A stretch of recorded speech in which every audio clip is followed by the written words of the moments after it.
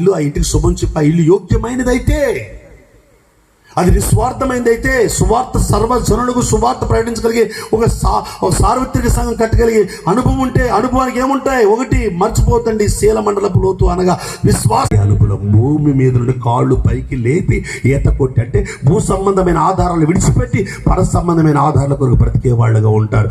ఆ తొట్టిలో ఆయన ఆరాధించబడతాడు, ఆ స్థలంలో ఆయన ఆరాధించబడతాడు. అలా వ్యక్తిగా బ్రతకడానికి మన శరీర ప్రాణ ఆత్మలను దేవుడు ఏం చేస్తున్నాడు?